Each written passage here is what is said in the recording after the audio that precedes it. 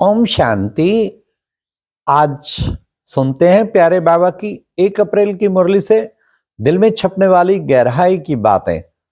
आज की मुरली में बाबा ने कहा कि बच्चे, भारत भारत की कितनी महिमा की। भारत अविनाशी खंड है।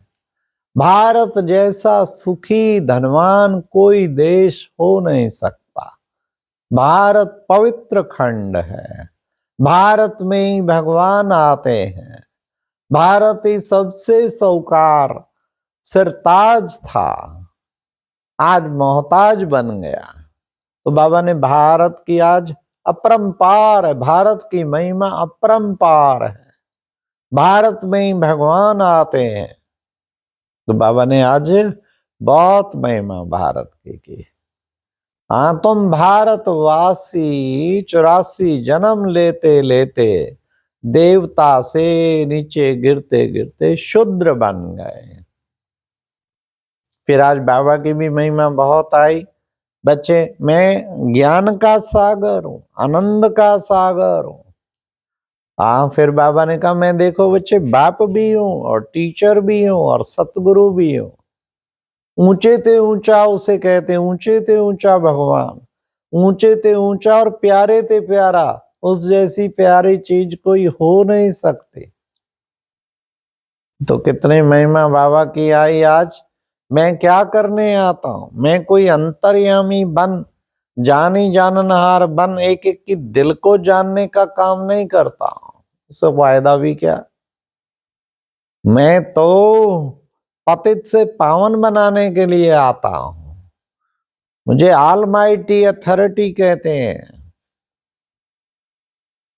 फिर बाबा ने आज कहा, ये वर्ल्ड की हिस्ट्री ज्योग्राफी रिपीट होती है बच्चे। पार्टधारी बन के ड्रामा के आदि मध्य अंत को नहीं जानते तो उसे कौन पार्टधारी कहेगा। बाबा ने कहा, बेसमझ बन गए। अब बाबा आया समझदार बनाने। बाबा आके तुमको समझदार हीरे तुल्य बना देते हैं। रावण ने तुमको कौड़ी तुल्य बना दिया। हाँ, कौड़ी तुल्य। और बाबा हीरे तुल्य बनाते हैं। आज बाबा ने कितनी बढ़िया बात बताई। बच्चे, सतयुग में राजा रानी ऐसे प्रजा की संभाल करते हैं जैसे माता पिता बच्चों की करते हैं। सभी वहां पे संतुष्ट होते हैं। हाँ, सुखी राजा, सुखी प्रजा, सुखी सब संसार सुखी। नाम ही है सुख धाम ना। तो वहां किसी प्रकार का कोई दुख हो ही नहीं सकता। नाम ही सतयुग का ना, सतयुग ऐसा सचखंड वाला सतयुग है। बाबा आके अब बच्चों से, बाबा से वर्षा लेते हैं। अभी हम वर्षा लेते हैं ऐसी सुंदर दुनिया का। 21 जन्मों की बादशाही मिलती है, कोई कम बात है क्या। परंतु पुरुषार्थ करने पे आज बाबा ने कहा, बच्चे श्रेष्ठ पुरुषार्थ करके ही तुम श्रेष्ठ पद पा सकते हो। फिर श्रेष्ठ पुरुषार्थ कौन सा करना है वो भी बाबा ने बताया कि तुम बच्चों को दैवी गुण धारण करने हैं। हाँ, सारे दैवी गुण है ना, पवित्रता, संतुष्टता, मधुरता, शालीनता। तो बाबा ने कहा, ये सब दैवी गुण तुम बच्चों को अपने में धारण करने। फिर बाबा ने कहा, तुम्हारे मैनर्स भी बहुत अच्छे चाहिए। हाँ, तुम्हारे मैनर्स बहुत अच्छे चाहिए। फिर बाबा ने कहा, देखो बच्चे, ये रावण इस वक्त कैसे तुम्हें 5 विकार, इनको छोड़ना है, दुश्मन है। आज मम्मा ने भी कहा, इन विकारों की जड़ को निकाल देना, बीज को निकाल देना। वो तो समझते हैं दुख ना दे, चोरी ना करना, झूठ ना बोलना, यही सब पाप कर्म है। लेकिन ये विकार सबसे बड़े पाप कर्म कराते हैं। इसलिए इनके जड़ बीज को ही निकाल देना है। फिर बाबा ने आज इतने प्यार से हम बच्चों को समझाया कि देखो बच्चे, इस दुनिया के अब हालात बदलते जा रहे हैं। हाँ, क्या होना है, धीरे धीरे हाहाकार हो जाएगा, और हाहाकार के बाद फिर बाबा ने कहा जय जयकार होना है। रक्त की नदियां बहनी है, बाबा ने कहा रक्त की नदियां बहें, सिविल वार्स होंगे। तो देखो आज प्रैक्टिकल में माहौल बनता जा रहा है।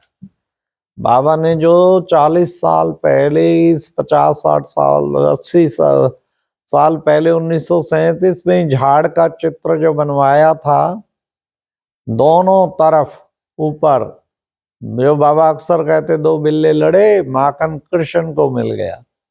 तो दोनों महाशक्ति, एक तरफ रशिया, एक तरफ अमेरिका को दिखाया।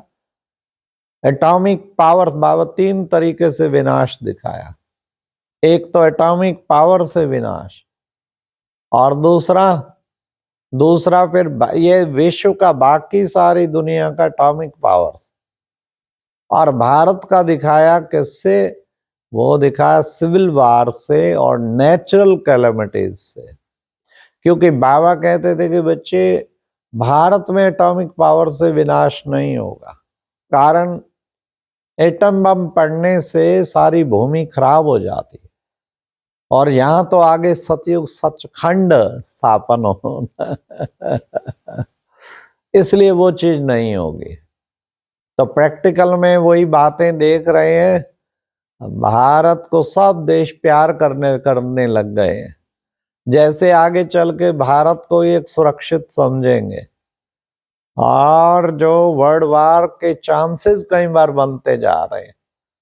हाँ, और भारत में भी जैसे कि बहुत भेदभाव बढ़ता जा रहा, जैसे सिविल वार के चांसेस बनते जा रहे हैं। तो बाबा कहते ये सब कुछ होके फिर सुंदर सतयुगी दुनिया, सचखंड आ जाए। क्या चाहिए? और सचखंड ही तो चाहिए हमें। सचखंड सतयुगी दुनिया में हम सबको जाना है। उसके लिए बाबा ने कहा तो बच्चों को ऐसा पुरुषार्थ करना है, याद का पुरुषार्थ। बाबा ने कहा याद के द्वारा तुम सच्चा सोना बन जाते हो। बच्चे आशुक माशुक जैसे याद करते ना, ऐसे तुम्हें भी आशुक बन एक बाप को याद करना है। बाप माशुक और हम आत्माएं आशुक, बस उसकी याद में रहना है। तो उससे तुम सतो प्रधान बनते जाएंगे और तुम सच्चा सोना बनते जाएंगे। जितना हो उसके, बाबा ने कहा याद को बढ़ाते जाओ। याद का चार्ट तुम्हारा बढ़ता रहना चाहिए।